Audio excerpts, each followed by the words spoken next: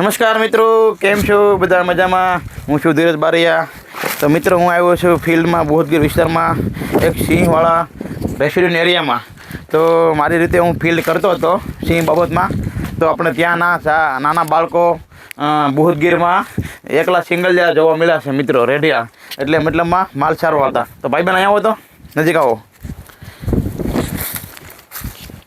આવીએ ભાઈ બહેન. શું નામ છે તારું ભાઈ? અક્ષય. શું કરો છો ભાઈ અહીંયા? માલ સારો છે ભાઈ. અહીંયા શું કરો છો ભાઈ તું? તો માલ તમે એકલા જ સારો છો? કેટલા ઉંમર છે તારી? કેટલા ભણશો ભાઈ? 9મું ભણો છો. ઓલા ભાઈ બેન? બે છઠ્ઠું ભણો છે. તો મિત્રો, વાત જાણે એમ છે તે હું ફિલ્ડમાં હતો ને, મેં નાના બાળકોને આ જંગલ બોધગીરમાં જોયા છે. જુઓ તમે, હેવી તે ઓછામાં ઓછા એટલે હાવ કોઈ ગામડું નથી, એમ વાડી નથી. બોધગીર લાગે એટલે રેવન્યુ વિસ્તાર છે. એક બાજુ પાન, એક બાજુ ફૂલ જેવો ઝાડ દેખાય ને, કમળ. અને શું કહેવાય? કમળની વાડીમાં આવ્યો હતો અને આ સિંહ રહેતો હોય, ઠંડુ વાતાવરણ છે, દીપડામાં રહેતા હોય, પણ બાળકો એકલા રહે અને ખ્યાલ નથી. પણ હું મારા ફિલ્ડ વર્કમાં એટલે મારા ફરજ નિયમ મુજબ મારે એને કહેવું જરૂરી છે. ખાસ કરીને કેવું છે મિત્રો, તો ભાઈ બાળકો તમારે ખાસ જોવાનું છે. માલ સારતી વખતે અવાજ કરતો રહેવાનો, વાતો કરતી રહેવાની. અને બીજી વસ્તુ એવી છે, તે ગમે ના એકલાને લાકડી તારમાં લાકડી નથી તો લાકડીનો એક આંટો મારવાનો નહીં, બરાબર ને? લાકડી યાદ રાખવાની. અને જ્યાં ત્યાં પાન હોય ને ત્યાં તમારે એકલા નહીં કરવાનું. જો માલ જાય કેમ તમારે જતા હોય પાછળથી રાડી નાખવાની, એમ કરતા વ્યા જાય. કેમ કે આમાં સિંહ ત્યાં બેઠો હોય ને ભાઈ, ખબર ન હોય. તમે એકલા બાળકો છો અને સાથે પાણી કંઈ છે તો કાંઈ નથી. ક્યાં છે? હા, તો સાથે રાખવાની, એકલા રખડવાનું ઓછું ટાળો. એનું કારણ છે કે આ ભાઈ જનાવરો વાળી છે, બરાબર? આમાં આપણે બધા હેરાન થાય, બરાબર ને ભાઈ? એટલે આપણે બધાને સેફટી આપણી થોડી જરૂરી છે. તો મિત્ર, ખાસ કરીને એક ભાઈની ફૂલ વાડી છે, તમને બતાવું છું મિત્રો. જુઓ તમે, તો અમારા નાના ભાઈ જંગલમાં એકલા બેઠો. જુઓ આ ભાઈ ટેણિયાભાઈ. તો સરસ મજાનું બોધગીર આપણે ફરજ દરમિયાન આવ્યા છીએ વાડી વિસ્તારમાં. સિંહ છે, સિંહના રક્ષણ માટે આપણે ફિલ્ડ કરી. અને મિત્ર, ખાસ કરીને તો મને અનુભવ હતો કે આ લોકો અહીંયા બાળકો અને ખેડૂત હોય છે, પણ ખેડૂત પોતાના કામ માટે વ્યસ્ત હોય છે. કેમ કે અત્યારે ભાઈ એવું છે કે મજૂરીનો સિઝન સમય છે, એટલે કોઈ ફ્રી નથી હોતા. તો મારે ખાસ કરીને આવી વાડી વિસ્તારમાં આવવું પડ્યું. મિત્રો, તમે જોઈ શકો છો. એટલે તમે જુઓ, આ કમળની વાડી છે, હાલમાં જ્યારે પાણી ભર્યું છે. જુઓ,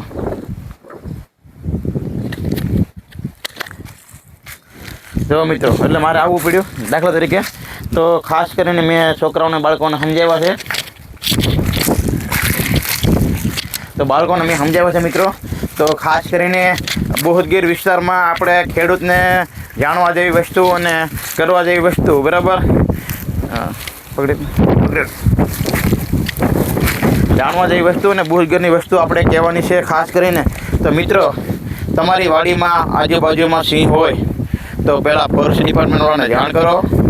એટલે તાત્કાલિક ફળ આવશે અને તમને માર્ગદર્શન આપશે માલ સારતી વખતે. અને કોઈ પણ ખેતીમાં કામ કરતી વખતે ચારે બાજુ પહેલાં જોઈ લેવું.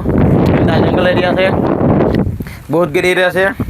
ખાસ કરીને આપણે બધો એરિયો જોઈ લેવાનો, એટલે જેથી કરીને આપણે દુઃખી ન થાય, બરાબર? અને ખાસ કરીને આપણે ગોળિયા ભાઈઓને મારી વિનંતી છે તો જ્યાં સારવાની સારો તો તમારું સેફટી રાખવાની. માલ દ્વારા આપણે ઈજા થાય છે, કંઈ પણ થાય છે તો એને સરકાર વળતર આપશે અને થોડો ઘણો આપણો પૈસા રહેશે, બરાબર? એટલે તમે મારું તો ખાસ કહેવું છે, જુઓ તમે કેવડો એ વિસ્તાર વાડી ખેતીવાડી છે, એકલાને રહેવું પણ અઘરું છે. એટલે મારું તો કેવું બધાને ધ્યાન રાખવું જરૂરી છે ભાઈ. પણ આપણે શીખતા નથી તે ભાઈ ભગવાન રાખે ને બધા રાખે, પણ આપણે થોડીક સેફટી જરૂરી છે, બરાબર? એટલા માટે તો તમે દરરોજ સારું આવો જ ભાઈ? ક્યારે જાનવર જોયેલા? હા, કઈ બાજુ જોયેલા? ક્યાં? કેટલો સમય છો? 3-4 દિવસ જ જ્યાં. કેટલા જનાવર હતા? એક જનાવર હતો, એમ ને? તો તમે પછી શું કર્યું? માલ લઈને વહી જનાવર બેઠા રહ્યા. તો ખાસ તમે તારા થોડો સમજુ બુદ્ધિવાળા માણસ છો એટલે વાંધો નહીં.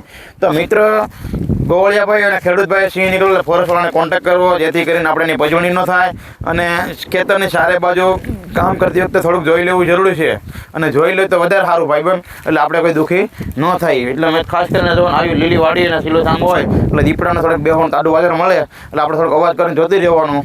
અને ખાસ કરીને જો ગોવળિયાભાઈઓ અને ખેડૂતભાઈને સિંહ ભાળે એટલે ડાયરેક્ટ તમારે એની પાછળ દોડવાનું નથી અને જોવાનું નથી. જો આવી છોકરા રખડતા હોય એને પાછળ દોડવાનું નથી અને દોડવાનું નથી, આપણે થોડું એટલે પછી એ તમારે જોવાનું છે ખાલી અને જાણ કરવાની. અને તમારે સિંહ નીકળે તમારી પાછળ જવાનું નથી, લાકડી લઈને જવાનું, જોઈએ હું ઘોળી આવું છું, હું બાઇક પાછળ કરું છું ને એવું કરવું નથી. એવું કરશે તો ગુનો લાગશે.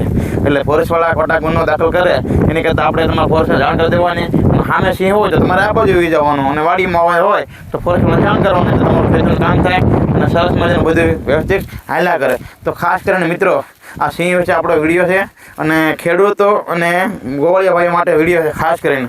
તો આપણે બધાને જોવાનું અને રેવન્યુ અને બોધગીરી માટે ખાસ લાગે એવું છે. તો આપણે ખેડૂતોને વિનંતી છે કે જ્યાં સિંહ તમારા ખેતરમાં ભાળો તો પાછળ ગાડી તે લાકડી તે લઈને તે પબ્લિક તે માણસો લઈને જવાનું નથી. કેમ તે ઉનાળાની તડકાના ગરમીના સિંહને અત્યારે આરામનો સમયમાં આપણે એને ડિસ્ટર્બ ના કરાય.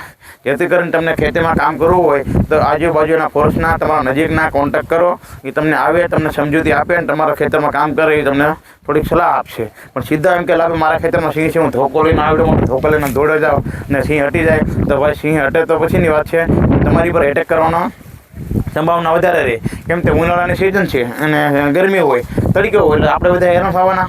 તો ખાસ કરીને આપણે ભાઈ એવું કરવાનું નથી. અને બને ત્યાં સુધી તમે ફોરેસ્ટ ડિપાર્ટમેન્ટના સંકટમાં રહેજો, એટલે તમને મજા આવશે અને તમારા ખેતીમાં એ રીતે કામ થાય, તમારા માલદોરનો કોઈને પણ ઈજા નહીં થાય. એટલે જેથી કરીને આપણે બધાને સંકલનમાં કામ કરવાનું છે. તો આ બોધગીરમાં તમે જો સારું આવો ને તો આમ જો 4 છે 5 છે તમને લાગે ખાલી સિંહના પંજા હોય તો તમારે ના એ બાજુ દિશામાં જવાનું નહીં. અને જેથી કરીને આપણે શું થાય સિંહને દોડતા વાર ન લાગે, આપણે હળિયા કરીએ તો પ્રશ્ન થાય. એટલે આપણે શાંતિથી ચાનું મનું હાલ્યું જવાનું. અને આવો વિસ્તારમાં તમે રહેતા હોય બરાબર, આ બોધગીર છે એટલે તમે આમાં બહુ આપણે બહુ ઓલું ન કરાય, ખાલી માલ સારવાનો વાવવા. અને લાગે આ બાજુ સિંહ હોય તો તમારે આ બાજુ વી જવું, આ બાજુ હોય તો આ બાજુ વી જવું. નકર આ જે ભાઈ ઓલો બોધગીર વિસ્તાર છે ને એમાં ત્યાં શું સિંહનું રહેણાંક કહેવાય, એમાં આપણે એને રહેવા દેવું પડે. કારણ કે આપણું ઘર હોય તે આપણું ઘર કોઈ પાડી દે, આપણે ઘરમાં હળે કરવા આવે તો કેવું થાય બરાબર ને. એટલે જેથી કરીને આપણે એને ડિસ્ટર્બ નહીં કરવાના ને આપણે કંઈ નહીં. કેમ આપણું મકાન તમે પાડી દેવો તો આ તમે ઘરમાં હોય તો હું તને વટાવ આવું, હાલે ભાઈ હારી જાતો તારો મગજ લઈ જાય ને ભાઈ, તો આ સિંહનું ઘર કહેવાય. એટલે આપણે સિંહને કંઈ શાળા ભલા કરવાના નહીં. અને સિંહને જે રીતે જાય એ રીતે જવા દેવાના, અને જે રીતે આપણે બેઠો હોય એને બેસવા દેવાના. કેમ કે સિઝન એવી રહી અને એને મજા આવે અને બધાને મજા આવે બરાબર. એટલે ખાસ કરીને આપણે ખેડૂત માટે એક પ્રશ્ન છે, અને પોતાનું વાહન તે ખેતીવાડીમાં હોય તો નજીક લઈ ન જવું અને ખાસ કરીને જોવું અને જાણ કરવી. અને આપણી વાડીમાં સિંહ હોય એટલે સીધા લાકડી ને ગાડી ને એવું બધું દોડીને જવાનું નથી. જેથી કરીને સિંહ તમારી ઉપર એટેક કરશે અને બાનું ચડી જાય સિંહનું તો સિંહ અમને એટેક કર્યું દોડ્યો. પણ ખરેખર જાનવરનું સિંહ એટલે બુદ્ધિશાળી છે, તે કોઈ પર સીધો એટેક કરતો નથી. ભૂલ આપણા કારણે અને આપણી ભૂલને કારણે નાના બાળકો તે મોટા તેમાં ખીચોડી જાય. તો હું અત્યારે આવ્યો, હું દાખલા તરીકે હું ખેડું છું, તો મારા સિંહ આવ્યો અહીંયા મારી વાડી બેઠેલો, હું ધોકો લઈને જાઉં, હટીને ગાડી લઈને જાઉં, બોલરો લઈને જાઉં, પછી સિંહ ખીજાઈ જાય. શું થાય? ખીજાઈ જાય. એટલે એ સિંહ નથી હટે બીજા ખેતરમાં જાય. એટલે બીજા ખેતરોમાં આપણે માણસો તે મજૂર તે કામ કરતા હોય ને તે કોઈ રસ્તા પસાર કરતો હોય તો એની ઉપર એટેક કરવાનો ટ્રાય કરે, એની ઉપર કોશિશ કરે મિત્રો. એટલે હૂપ હૂપ દોડે એટલે બીક લાગે. ખાસ કરીને આપણે એવું કરવાનું નથી. તો બધાને મારે વિનંતી છે તો સિંહવાળા એરિયામાં બધાએ ધ્યાન રાખવું અને કોઈએ કાયદો ગુનો લાકડી રાખી હાથમાં લેવાની જરૂર નથી. જે રીતે સિંહ જાય એ રીતે જવા દેવાનો અને શાંતિથી આપણે નીકળો આપણે જોઈ દેવાનું, નીકળી જવાનું, કોઈને જાણ નહીં કરવાની. સિંહ નીકળે કોઈને ફોન બોન નહીં કરવાનો બરાબર ને. તો મિત્રો તમને કેમ લાગ્યું તો વિડીયો આગળ બધું શેર કરજો.